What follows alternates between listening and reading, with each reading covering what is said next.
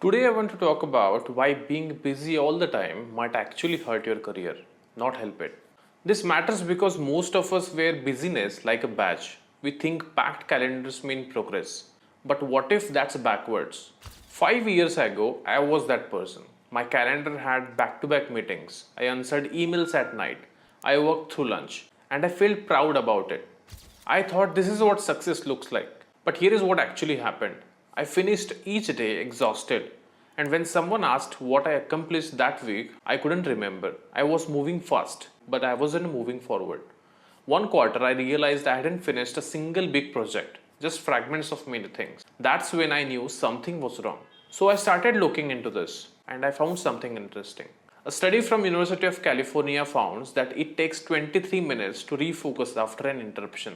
23 minutes. Which means if you are jumping between tasks all day, you never actually get deep into anything. You are just skimming the surface.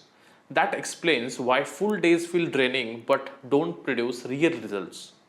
Think about writing a report. If you start it, then check Slack, then joins a call, then go back to that report, you are not writing one report. You are starting it 4 different times.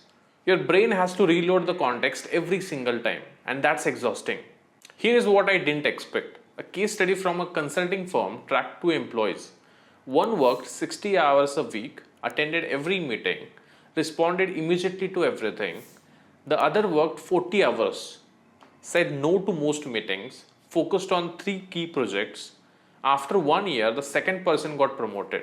The first person burned out because leaders don't promote activity, they promote impact. And impact requires focus, not just effort. The busy person looked committed, but the focused person actually moved the business forward. That's the difference. Now, let me be clear. This doesn't work for everyone. If you're in customer support or emergency response team, you can't ignore interruptions. That's the job. If you are early in your career, sometimes you need to just say yes to everything just to learn what matters. I'm not saying be unavailable or ignore your team, but I'm saying this.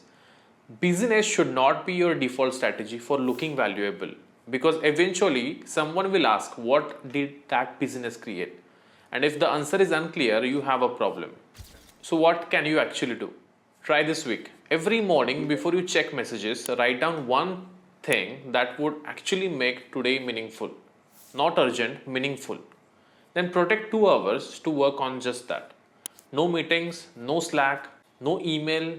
Let's say you are a marketer. Your meaningful task might be finishing the strategy doc for the next quarter. So block 9 to 11 a.m. Tell your team that you are heads down. Turn off notifications and work on just that one thing. After those 2 hours, you can go back to being responsive. But you have already created something real. Don't fill empty calendar slots just because they are empty. Don't say yes to meetings without knowing why you are needed. And don't mistake motion for progress. Typing fast doesn't mean you are building something valuable. Here is the thing, busy days don't always move your life forward, and careers aren't built on how full your calendar looks. They are built on what you actually create. So maybe the goal shouldn't be to do more things, maybe it's to do fewer things that actually matter. That's it. Thanks for watching.